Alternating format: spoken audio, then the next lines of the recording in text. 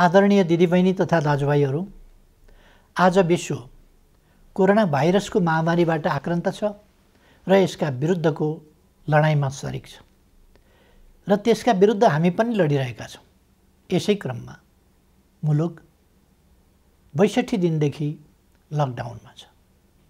कुनै मानवीय क्षति नहोस् भन्ने हाम्रो अथक प्रयासका बावजुद यसबीचमा नेपालभित्र हाम्रा 3 जना नागरिकको दुःखद निधन भएको छ।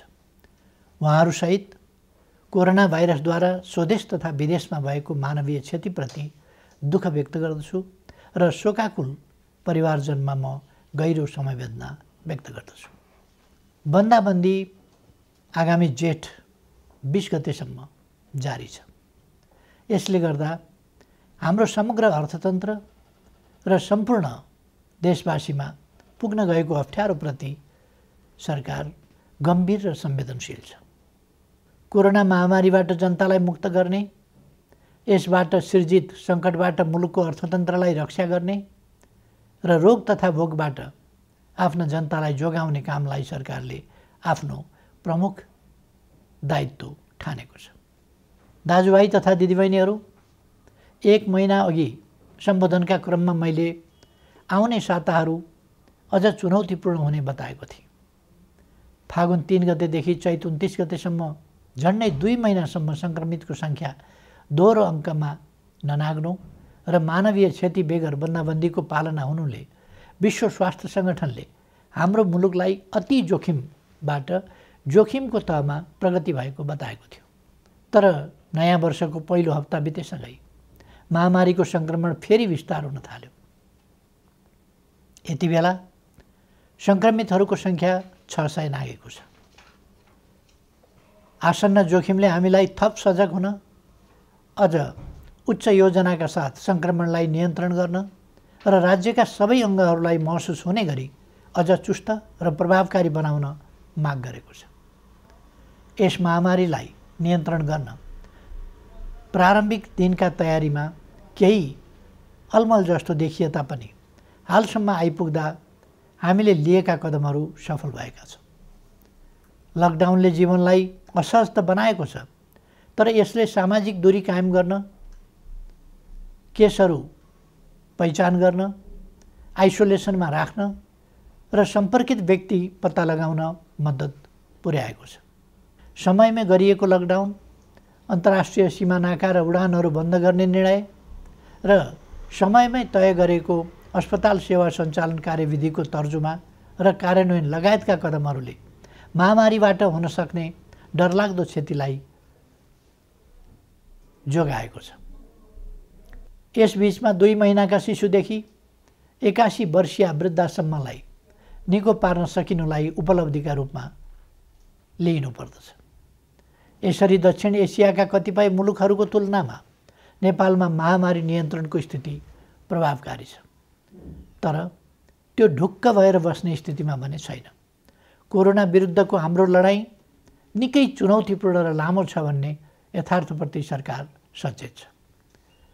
आपूर्तिका सीमित स्रोत भएका कारण औषधि र स्वास्थ्य उपकरणको खरिदमा सिर्जना भएका केही अप्ठ्याराहरू हल भएका छन्।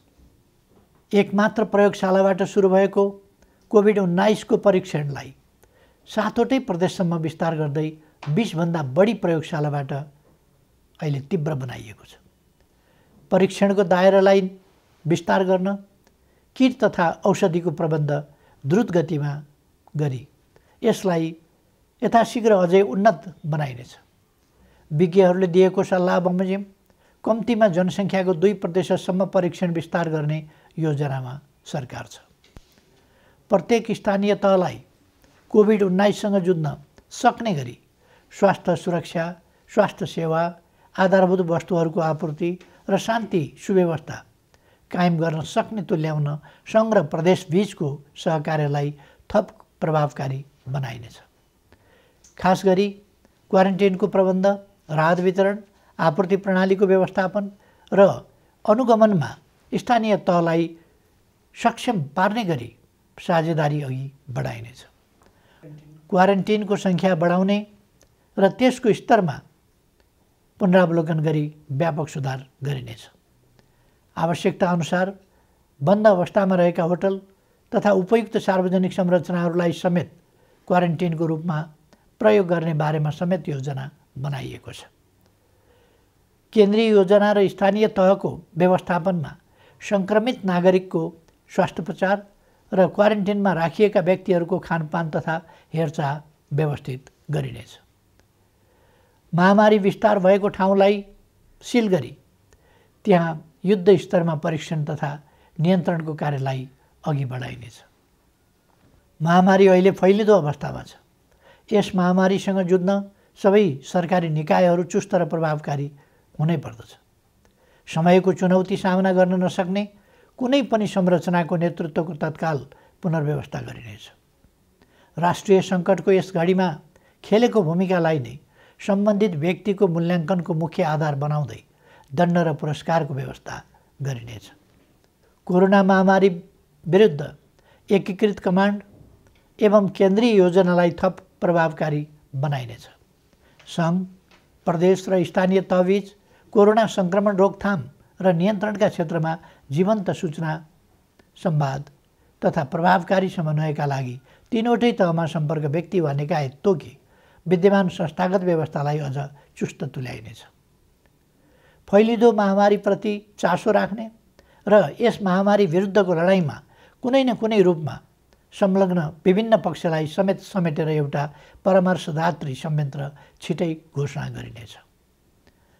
दिदीबहिनी तथा दाजुभाइहरू, कुनै पनि विषयले कोरोना विरुद्धको जारी युद्धलाई कमजोर पार्न हुन्न भन्नेमा म स्पष्ट छु।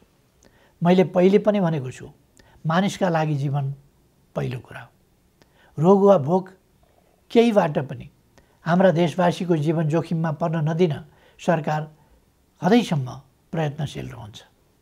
यस कार्यमा सरकार सबै देशवासीबाट आजसम्म प्राप्त सहयोगका लागि आभारी छ र आगामी दिनमा थप रचनात्मक सहयोगको अपेक्षा पनि गर्दछ।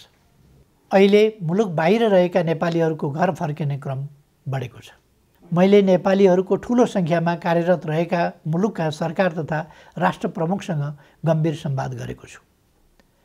नेपालीहरूको अप्ठ्यारोमा सहयोग गर्न मैले गरेको आग्रहमा उहाँहरूले निश्चिन्त रहन आश्वस्त पार्नु भएको छ। म उहाँहरू सबैलाई धन्यवाद भन्न चाहन्छु।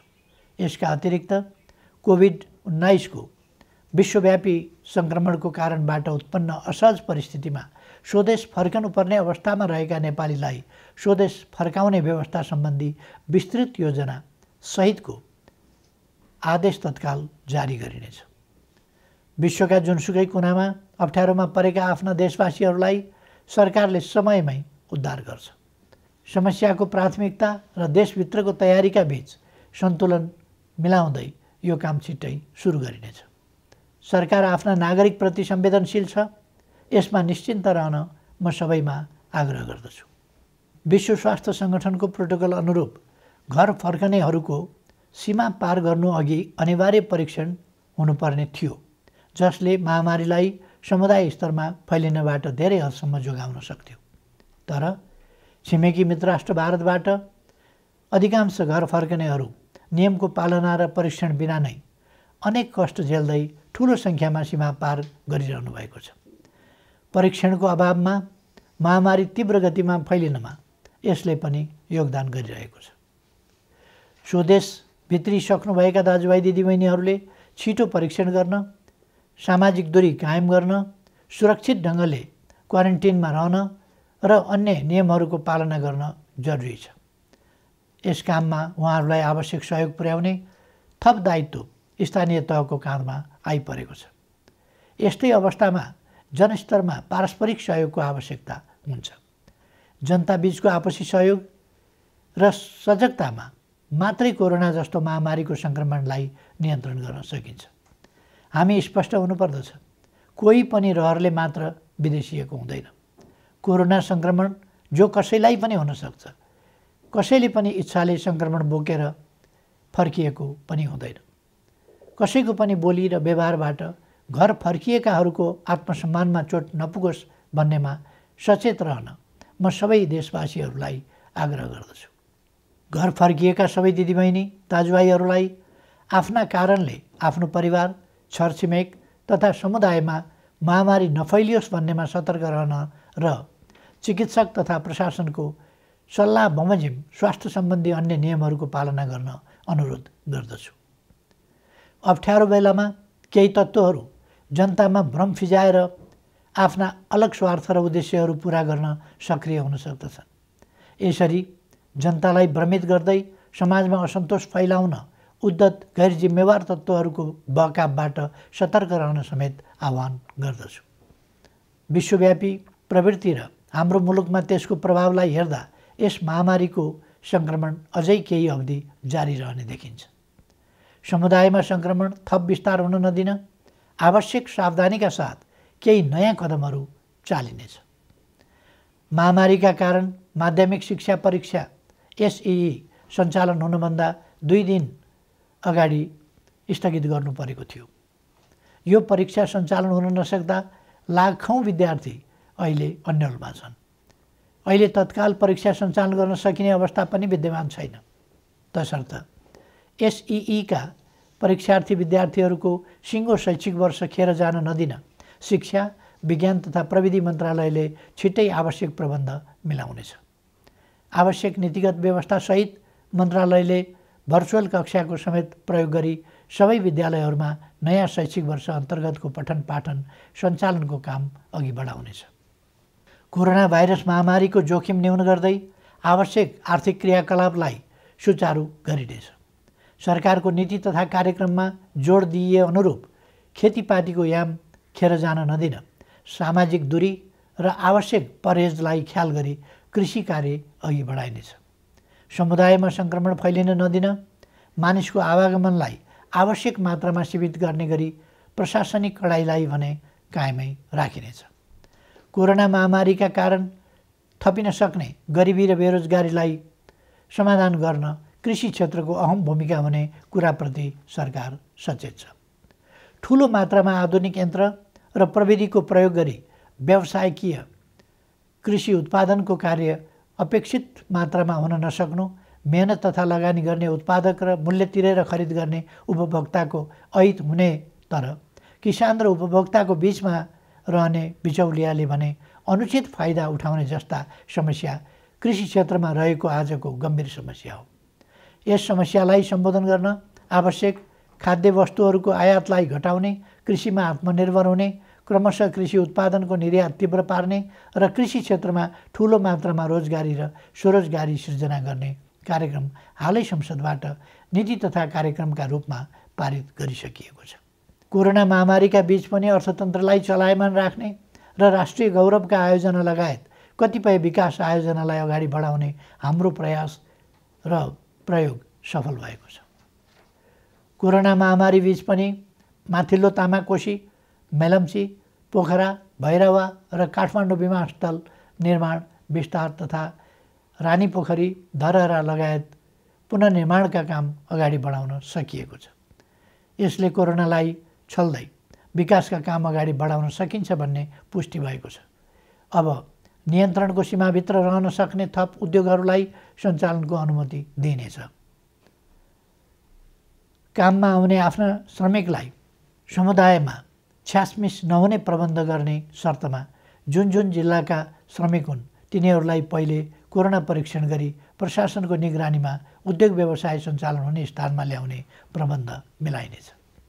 सम्बन्धित उद्यमीले आफ्नो व्यवसायमा रहने श्रमिकहरूले तोकेको प्रोटोकल पालना गरे नगरेको अनुगमन आफै गरी त्यसको नियमित जानकारी सम्बन्धित प्रशासनिक निकायमा गराउनु पर्नेछ।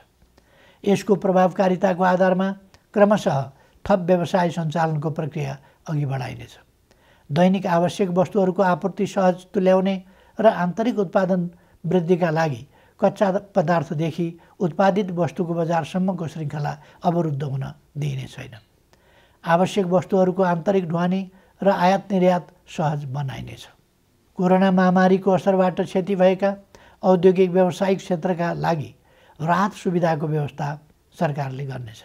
यस्ता सुविधामा कर सहुलियत, शुल्क मिनाहा, कर्जाको ब्याज सहुलियत, सहज ऋणको उपलब्धता, एवं विद्युत लगायतका क्षेत्रमा दिइने छुटहरू पर्नेछन्। निजी क्षेत्र सबल नहुँदा अर्थतन्त्र सबल हुन सक्दैन भन्ने यथार्थलाई सरकारले राम्रोसँग बुझेको छ। शिथिल बन्न पुगेको अर्थव्यवस्थालाई दुरुस्त गर्न आवश्यक आर्थिक पुनरुत्थान सम्बन्धी विस्तृत प्रस्ताव अर्थ मन्त्रालयले छुट्टै जारी गर्नेछ। यस अप्ठ्यारो समयमा अपाङ्गता भएका व्यक्ति वा अन्य कसैको पनि राज्यले उपलब्ध गराउँदै आएको सामाजिक सहायतामा कटौती गरिने छैन। सामाजिक सुरक्षाको दायरा फराकिलो पारिनेछ। योगदानमा आधारित सामाजिक सुरक्षा प्रणालीलाई परिमार्जन गरिनेछ। यस प्रणालीमा आबद्ध सबै श्रमिकहरूको सामाजिक सुरक्षा कोषमा गर्नुपर्ने योगदान रकम हाललाई सरकारी कोषबाटै मिलान गरिनेछ। श्रम गर्नै नसक्नेलाई राहत दिउँ, बाँकी सबैलाई काम दिउँ र आर्थिक रूपमा भर्ते गरौँ भन्ने मान्यतामा सरकार दृढ छ। प्रधानमन्त्रीको नेतृत्वमा रहेको प्राकृतिक विपत्ति न्यूनीकरण तथा समस्या समाधान कोष र गृहमन्त्रीको नेतृत्वमा रहेको प्राकृतिक विपत्ति राहत कोषमा समेत रहेको रकमको महत्त्वपूर्ण हिस्सा कोरोना सङ्क्रमण रोकथाम नियन्त्रण तथा उपचार कोषमा हस्तान्तरण गरिनेछ, जसबाट कोरोना रोकथाम नियन्त्रण र उपचारमा थप योगदान पुग्नेछ। यति बेला विदेशमा रोजगारी गुमेर ठुलो सङ्ख्यामा हाम्रा श्रमिकहरू स्वदेश फर्किनु भएको छ। साथै कोरोना महामारीका कारण नेपालमा कार्यरत विदेशी श्रमिकहरू पनि ठुलो सङ्ख्यामा आआफ्नो देशमा फर्केको या फर्कने अवस्था रहेको छ। मुलुकमा विद्यमान र यस्ता विभिन्न ढङ्गले सिर्जना भएका रोजगारीका अवसर, विदेशमा रोजगारी गुमाएर स्वदेश फर्किएका र स्वदेशमै रोजगारविहीन नेपालीहरूलाई उपलब्ध गराइनेछ। यसका लागि आवश्यक पर्ने उपयुक्त सिप र तालिमको व्यवस्था सरकारले गर्नेछ। कृषि, साना तथा मझौला उद्योग, व्यवसाय, निर्माण तथा सेवा क्षेत्रमा स्वरोजगारी सृजना गरी आत्मनिर्भर अर्थतन्त्रको गन्तव्यमा अघि बढ्ने विषय पहिले नै चर्चा गरिएको छ। सङ्घ, प्रदेश र स्थानीय तहको सहकार्यमा पारिश्रमिक सहितको जनसहभागिता र प्रविधि सहितको श्रममूलक विकास निर्माणका कार्यहरू स्थानीय तहमा सञ्चालन गरिनेछ। प्रधानमन्त्री रोजगार कार्यक्रम अन्तर्गतको रोजगार सेवा केन्द्रलाई श्रम ब्याङ्कको रूपमा अघि बढाई सूचीकृत श्रमिकलाई उपलब्ध रोजगारीमा परिचालन गरिनेछ। स्थानीय तहहरूले स्वदेश फर्की बेरोजगार रहेका र स्वदेशमै रही रोजगारीको अवसर नपाएकाहरूलाई रोजगार सेवा केन्द्रमा दर्ता हुनका लागि सहजीकरण गर्नेछ। दिदीबहिनी तथा दाजुभाइहरू, कोरोना भाइरसको महामारी हत्तपत्त नहट्न पनि सक्छ भन्ने वास्तविकतालाई हामीले आत्मसात गर्नुपर्दछ। भाइरसको औषधि छैन, यस भाइरसको पनि औषधि छैन। विज्ञहरू भनिरहेका छन्, यस भाइरसका विरुद्धको नयाँ खोप पत्ता नलागेसम्म यस महामारी विरुद्ध नियन्त्रण गर्ने उपलब्ध उपाय भनेकै हाम्रो आनीबानी र आहार विहारमा आवश्यक सतर्कता अपनाउनु हो। हालसम्मका उपायहरू हुन् भाइरसलाई व्यक्तिबाट व्यक्तिमा सर्न नदिन, सामाजिक दूरी कायम गर्ने र हरेक व्यक्तिमा प्रतिरोधी क्षमता वृद्धि गर्ने। सोचौँ, हुने खाने हुन् वा हुँदा खानेको अचारको रूपमा होस् वा तरकारी, हाम्रा भान्सामा प्रयोग हुने केही तत्त्वहरूमा किन समानता पाइन्छ? किनकि त्यसमा औषधीय तत्त्व छ। हाम्रा पूर्वजहरूले हजारौँ वर्ष अगाडिदेखि गहिरो अनुसन्धान गरेर प्रचलनको रूपमा अगाडि सारेका, हाम्रो भान्सामा प्रयोग हुँदै आएका ती औषधीय तत्त्वले रोगको प्रतिरोध क्षमता बढाउन बल पुर्याइरहेका छन्। तसर्थ निरोगी नेपाल निर्माणका लागि 5 कार्य गर्न आग्रह गर्दछु। पहिलो, यस महामारीसँग लड्दै निरोगी नेपाल निर्माणमा आफूलाई तयार राख्न उपलब्ध आहारलाई स्वच्छ र सन्तुलित बनाऊ। दोस्रो, लकडाउनको समयमा उपलब्ध फुर्सदलाई स्वस्थ रहन उपयोग गरौँ। शारीरिक र श्वास प्रश्वासको चुस्तताको लागि घरैभित्र व्यायामलाई निरन्तरता दिउँ। तेस्रो, भाइरस फोहोरमा रमाउँछ। आफ्नो शरीर र वासस्थान दुवैको सरसफाइमा एकदमै ध्यान दिउँ। चौथो, स्वस्थ रहनका लागि पर्याप्त आराम आवश्यक छ, यसमा ध्यान दिउँ। पाँचौँ, उच्च मनोबल कायम राखौँ। भय र त्रास, चिन्ता र आशंकाले रोगव्याधिका विरुद्धको लडाइँमा कमजोर तुल्याउँछ। कोरोना भाइरसबाट जीवन गुमाउनेको सङ्ख्या प्रतिशतमा हेर्ने हो भने हामीले सामान्य ठानेका मौसमी रुगाखोकीबाट मर्नेको भन्दा कम छ भन्ने त तथ्याङ्कले नै बताएको छ। नबोलौँ, हरेक चुनौतीको सामना गरेर नै मानव जाति आजको स्थानमा आइपुगेको हो। मानव जातिले सभ्यताको इतिहासमा असाधारण प्रतिकूलताहरूको सामना गरेको छ। हिमयुग जस्ता अनेक कठिन समय पार गरेको छ। औषधि र अस्पताल नै नभएको बेलामा समेत अनेकन महामारीहरूको सामना गरेर अघि बढेको छ। मैले पहिले पनि चर्चा गरेको छु, चुनौतीको सामना गर्ने, लडेको ठाउँबाट धुलो टकटकाउँदै उठ्ने र अघि बढ्ने नेपालीको चरित्र हो। हाम्रो आनीबानी र खानपिन ठिक हुँदा हामी जोगिन्छौँ र कोरोनालाई पराजित गर्न सक्छौँ। त्यसैले सकारात्मक सोच राखौँ। सरकारले यसलाई निरोगी नेपाल निर्माण अभियान भनेको छ। निरोगी नेपाल निर्माणलाई मूल स्वास्थ्य नीति बनाएको छ। प्रकृति मैत्री स्वच्छ जीवन प्रणाली प्रवर्धन गरी नेपालीको रोग प्रतिरोधी क्षमता वृद्धि गर्न निरोधात्मक कार्यक्रम सञ्चालन गर्ने नीति अघि सारिएको छ। हाल कोरोना महामारी विरुद्ध सबै सामर्थ्य लगाउने र कोरोना मुक्त नेपालको स्वास्थ्य सेवामा प्रतिरोधात्मक र उपचारात्मक विधि अवलम्बन गर्न सरकार प्रतिबद्ध छ। नेपालीहरूको मनोबल उच्च छ र प्रतिरोध क्षमता पनि असाधारण छ। यस महामारीलाई सरकारले अघि सारेका विभिन्न उपायहरूसहित आफ्नो उच्च मनोबल र प्रतिरोध क्षमताका साथ पराजित गर्नेछौँ भन्ने मैले विश्वास लिएको छु। सबैमा सुस्वास्थ्यको कामना गर्दछु। धन्यवाद।